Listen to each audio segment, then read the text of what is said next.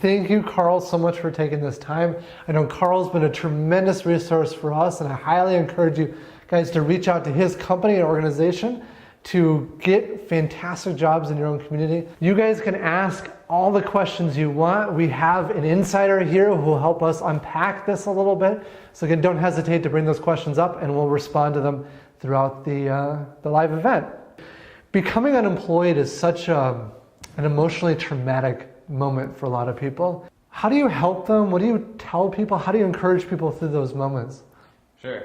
And I talk to my staff all the time about this. And when someone comes to us looking for work, oftentimes they're already behind in their bills. They need a job like yesterday, and they need some hope right away in their life. A lot of times they've just relocated, or they've got some kind of family issues, or they're just struggling to find work, or struggling to find a specific type of work that they're looking for. And we try to help those people by encouraging them. When they stop in our office or they give us a call, we grab them by the hand figuratively, and we try to help them. And we get their resume together with them.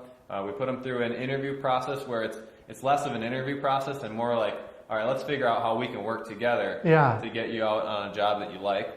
And from there, we take them and we'll market that person out to the clients in our area, the companies that we know might be able to utilize their services.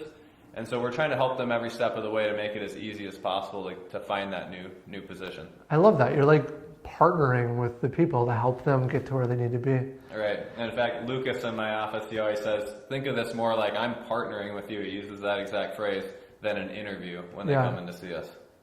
So with all this value that you bring to an employee and partnering with them and helping them through this process to find that perfect job, you must be charging them something, right? Actually, our services are free to the employee. Wow. They just have to invest a little bit of time with us and stop in our office. Wow. So it's all free to help you out to get to that position you want. Do you offer training or any help to that employee to gain the skills they need to become successful? We don't do a ton of hands-on training in our office, but we do offer some kinds of administrative training. We have skills testing on the computer that people can practice on Excel suites, Microsoft Word, so words per minute, some of those types of computer software. But unfortunately, we don't have like the welding equipment in our office to be able to do that. But we do partner with some of the local schools to try and set people up and direct them to the workforce center or places that they can get some of that training. And I would say, Mike, probably 50% of our jobs or more are totally entry level. So they will actually get paid to go to work and learn a new skill as they're there.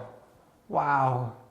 So someone who's recently unemployed, what would you tell them? What are the steps they should be taking in order to find that next perfect job? Well, now is a great time to be unemployed. We're at a 17-year low in unemployment in the United States.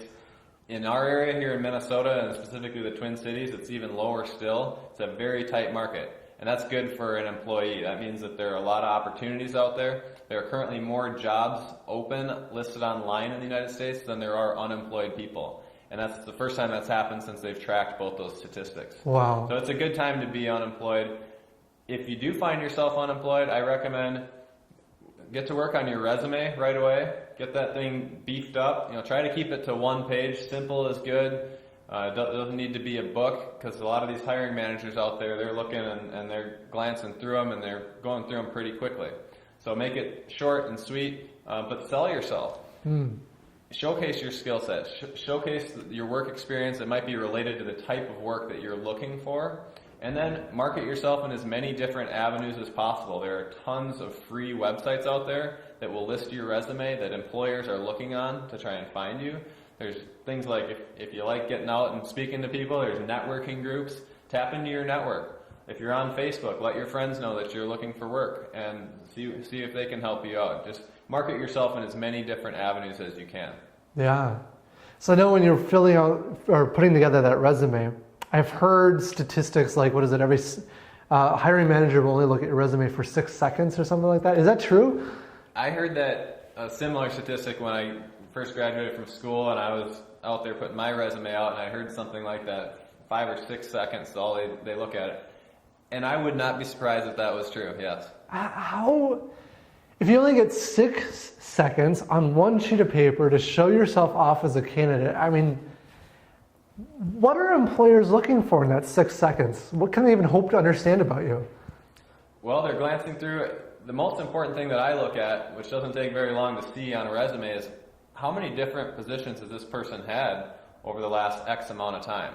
If I'm looking for a long-term employee, and an employee comes to me and they've had 6 different jobs in the last 2 years, that's probably not a good indicator that this person's going to be a long-term employee for me. Doesn't mean they're not, but I think that's one of the things employers look for right away. Sure. How much is this person bouncing around?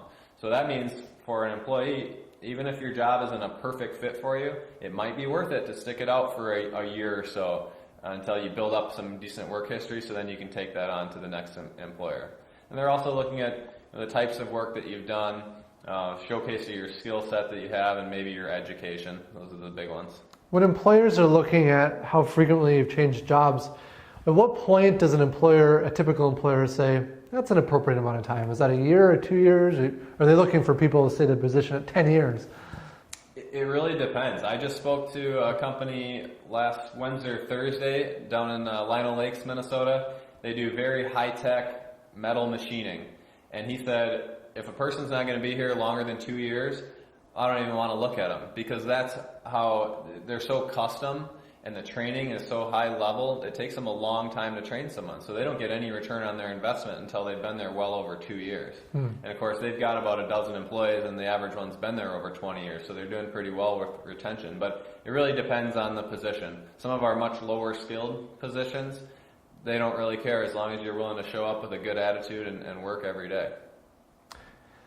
So how about for people who've had 6 jobs in the last 2 years, and maybe they've all been legitimate reasons, maybe bad employers or life circumstances.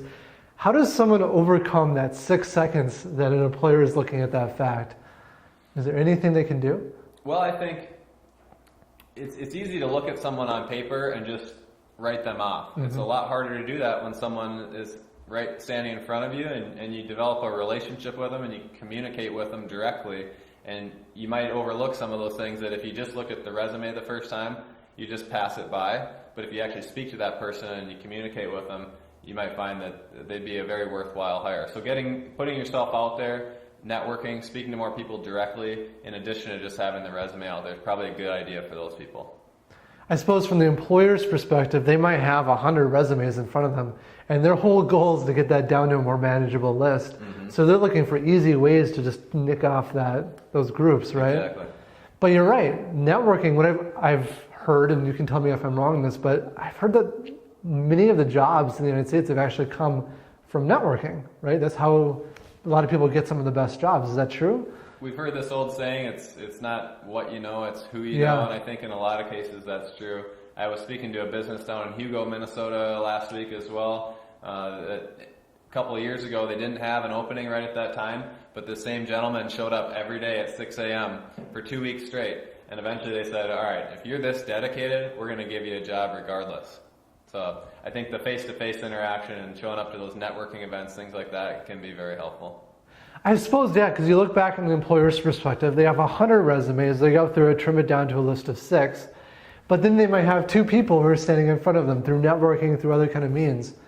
And from an employer's perspective as well, someone who's connected you through a network and there's somebody else saying, yeah, this guy's good, that reduces the risk tremendously. Like they just want to hire a good candidate. They don't want to go through all the heartache of having to guess if this person's right and then end up being wrong. All right. There's a known quantity standing right there in front of you, and there's credibility because you maybe know some of the same people, or at least you run in the same circles, and I think it does set candidates apart that way. But don't employees run the risk of being annoying if they keep bothering employers? Yes, I think so, but you can't, what's the phrase? You can't make scrambled eggs without cracking a few eggshells. You know, I know for us personally, like the persistent people who keep reaching out for jobs and connections, actually they're not annoying to us at all. It's more like the Hugo example where they're being persistent, and that's telling me that they're committed and wanting to be part of our organization. Right. And that speaks volumes, in my opinion. It really does, yeah, because that's one of the characteristics that we're all looking for as employers, or many of us are, is someone who's persistent, willing to work at something, and not willing to just let it slide that easily. So the fact that they're willing to commit and keep showing up speaks volumes, like you said. So how does an employee actually network with the right people to get in front of the hiring manager of the company they want to work for? That's a good question. There's a lot of different events, career fairs and hiring events around metro areas especially. Even up in our area, we're kind of a second tier metro area here, but there's a lot of hiring events here with schools, with different employers will host hiring events. A lot of times they advertise those in the paper. I'm sure they're advertising them online as well. So taking a look at those types of events, trying to set aside some time in the schedule to go and meet face to face those people via the newspaper or the internet would be where I'd be looking. Another place that I've found success is the Chamber of Commerce's, because there was a person at one of the Chamber of Commerce events who was looking for a job. Everyone else there is a business owner, and then one person looking for a job, guess what? She had a ton of job offers just from going to the Chamber event. And I'm sure there's a lot of, in the United States, there's Chamber events. In other countries, I'm sure there's still groups that meet together who are business owners. And what better place to go network than a group of business owners, right? Right, that's very smart, and I'm glad that you brought that up. Chambers are a great place. Another place where I've seen job seekers is at BNI, or Business Networking International. And they say in the name, they're international. So there's chapters all over the world. Local business owners, people who are in the business community are at those types of events, and they're willing to take visitors. They don't care if you're employed or not, and that'd be a good place to go there and get the word out. That would be really strong. So one thing that I'm impressed with you guys' organization is you've built the relationships with so many employers in your area. And so if you find a great candidate, they can come to you and you can help pair them with the right positions in the right places. Tell us more about that. Right, I think I mentioned we're working with about 50 different companies right now around the area. We're actually working with probably about 20 more who have open what we call job orders with us. They're looking for a specific type of person to fill some of the positions that they have. So we're working with a lot of different companies. When a person comes in and applies with us, they bring in their resume, they sit down face to face with one of the recruiters in our office who's helping them through that interview process. They're instantly gaining access to 70 different companies, and we're also marketing to over 1,200 companies that are up in this area. Oh, wow. And those companies are in our database because either I or John, our sales rep, has stopped by, has knocked on the door, has shooken hands and spoke with somebody there, a decision maker, we call them, and we grab a business card and it gets put in our computer system. And when someone comes in and applies with us, they have access to that network that we've built on their behalf. And so you actually get to help employees overcome that 6-second resume issue because they get to sit down with you. One of your recruiters gets to know them and gets to help put them in sort of the right areas that they could be best fitting for what companies. Right. And then that recruiter actually gets to be an advocate for that employee. Is that right? That's right. We've spent 3.5 years now in this area building relationships with the companies that we work with. We've built trust with them by doing things that build trust. Yeah. Staying true to our word, always having integrity and honesty with our clients that we're working with. And through that trust building process now, when we take somebody, they've never met them before, they've never heard of this person, and we're sending their resume to them, we're putting our neck on the line. We're saying, we think you should take a look at this person and consider hiring them. And that relationship that we've built with them goes a long way for the relationship that we now have with our candidate. Mm-hmm. And that's been so true for us too.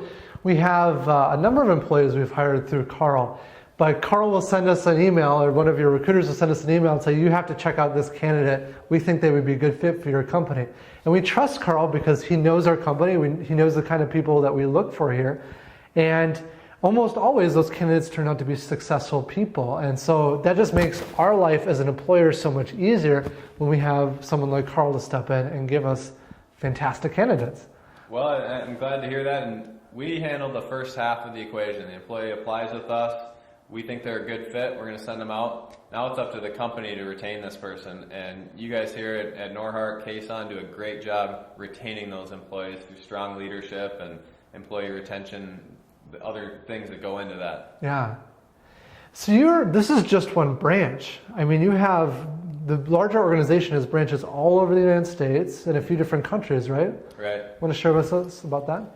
Yeah, we just hit 800 offices, and I say we, Express Employment Professionals. Yeah. I'm only involved in one office, of course, but there's now 800 locations across North America, so Canada and the United States. There's also a handful of offices over in South Africa. The two remaining founders of Express Employment, they founded the company over 35 years ago, Bill Stoller and Bob Funk. Bob actually went to seminary, and so faith plays a large role in our company. And they took on South Africa as kind of a mission field because they've got such a high unemployment over there, and it's a challenging place.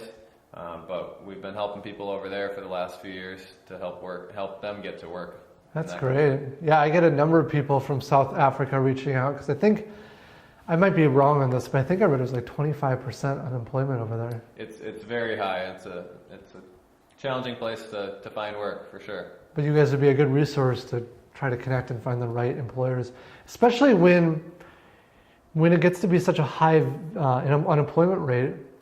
Employers stop putting the energy in finding great candidates, and it becomes more on the candidate to reach out to the employer. Mm-hmm. So using an organization like yours that can reach out is actually a big, competitive advantage. It's that same supply-demand dynamic that we see, and when I again graduated in 2008. There were tons of people applying for jobs, and no one is hiring. Well, if you put out a job like the one I got hired into, a microbiology position in a lab, it was fairly entry level. You had to have some base knowledge. They put out that opening online, they probably got 200 resumes, and maybe 5 of those people were qualified for that specific position.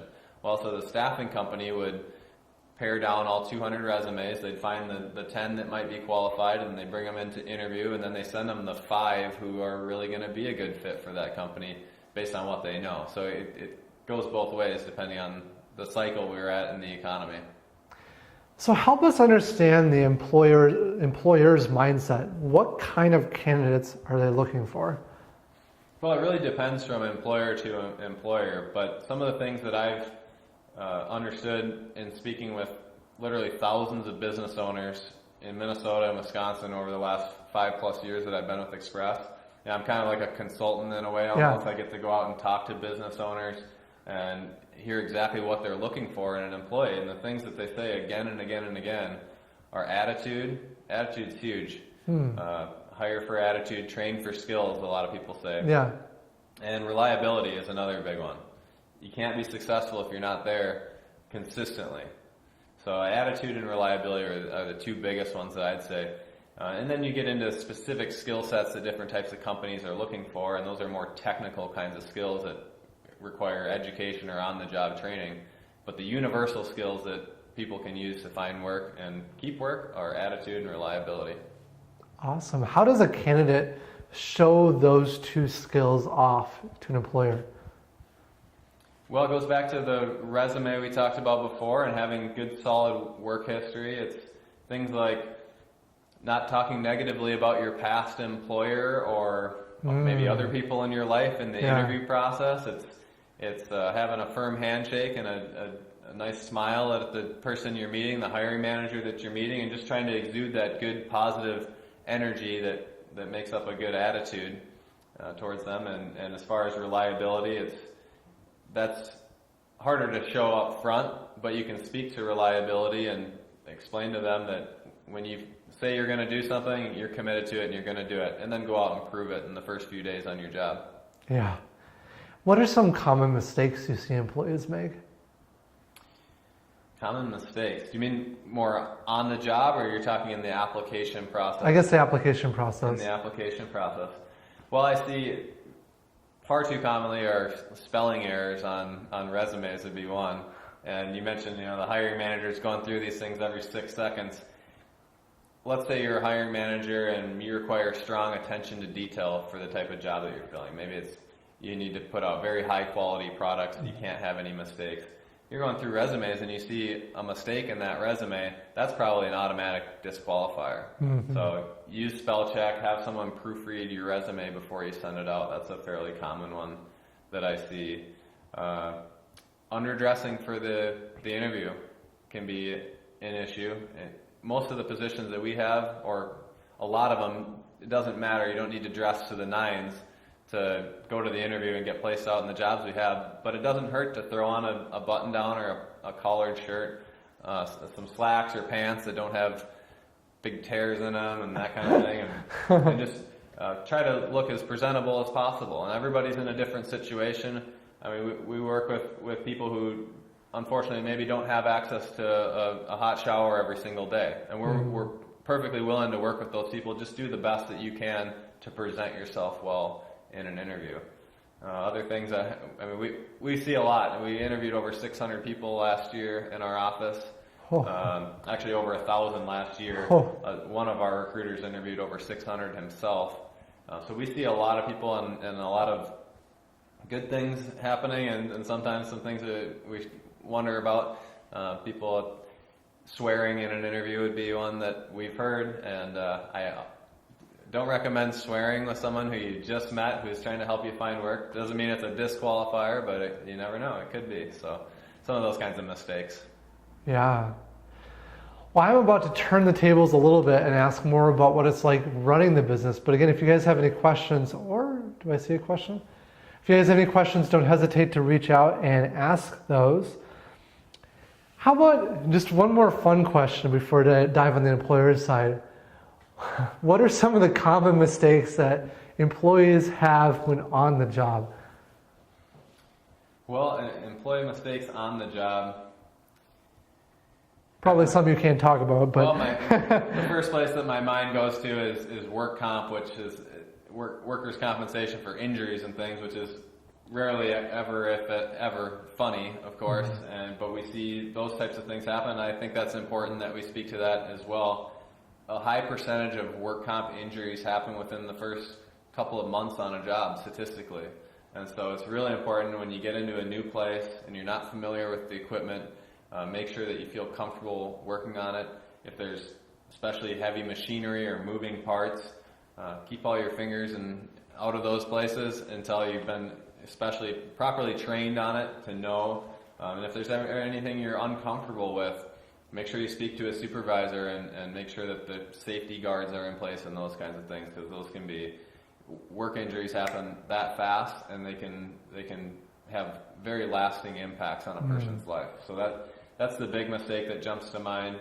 Other mistakes, I don't know. We generally have a really good workforce, and we don't see that many mistakes. I wouldn't say. I mean, sometimes an employee gets into a place and maybe they aren't focused enough on their work in the early time that they're there. Another thing that we see is people missing too much work in the early days, because companies look at that, and if an employee is missing work in the first week or two, the company's looking at that and thinking, wow, this is going to be a long-term issue, and they might just move on from that employee. Okay, looks like we got a question. What hints can you share to start on the right foot? Getting pre-screened can be tough. Ooh, good question. What hints can you share to start on the right foot? Well, I think, like I mentioned before, presenting yourself well right away when you start with a company or when you're trying to get your foot in the door with a company. Or how about, they're talking about pre-screening, like at the stage of a resume. On the employer side? Or from the employee, how do you avoid getting pre-screened out of the resumes? Oh, as far as mistakes, okay. Well, I mentioned the grammar and spelling errors are some big ones.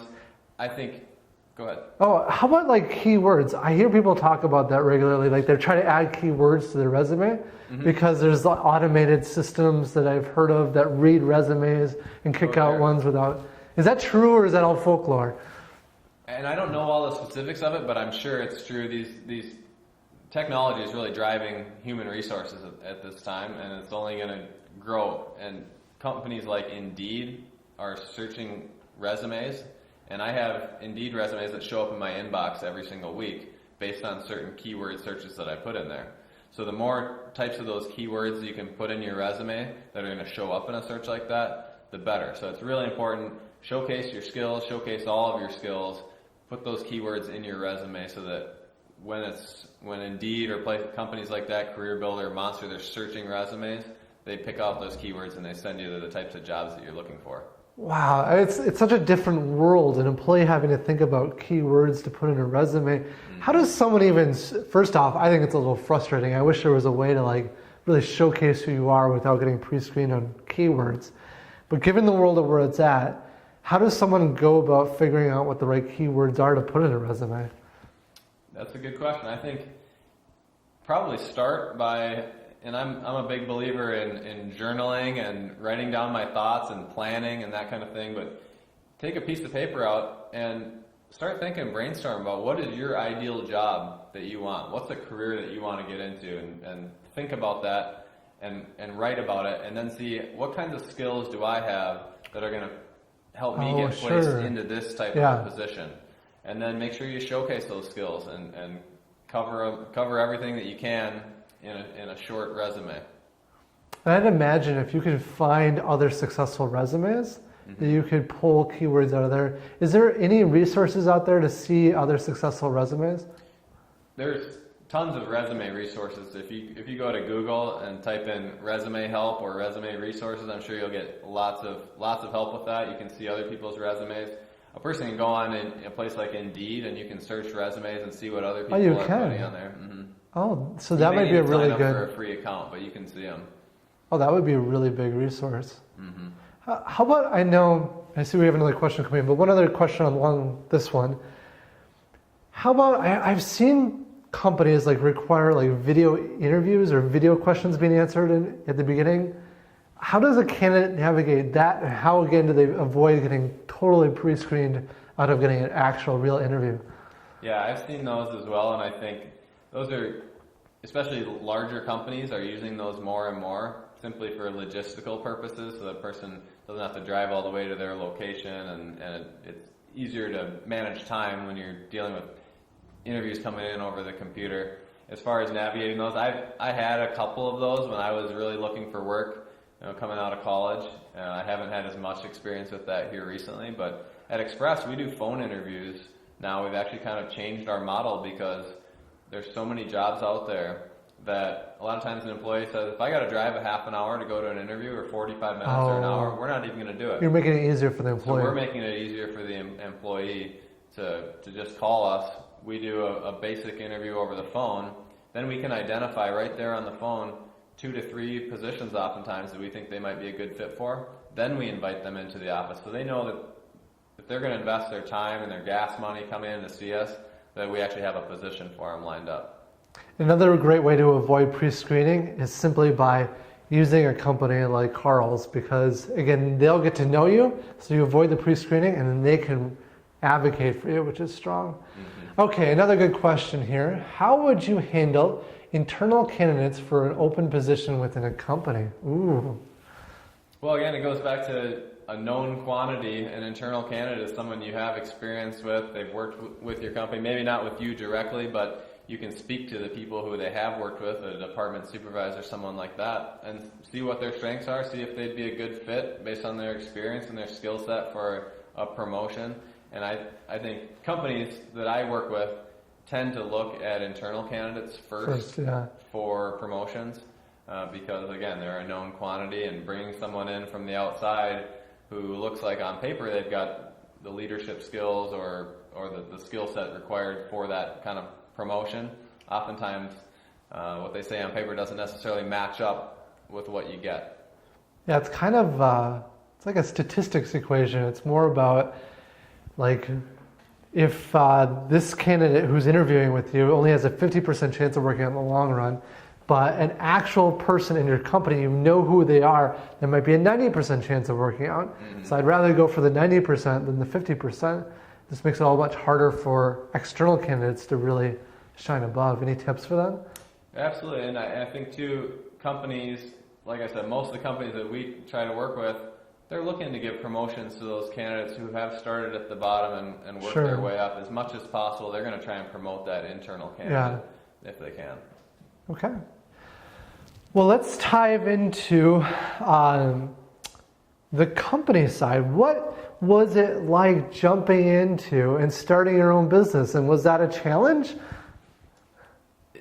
Starting your own business, for most people I've spoken to and read about, and I do a lot of reading on business, it's it's always a challenge, right? And I mentioned I was out at a company earlier today talking about attitude of employees.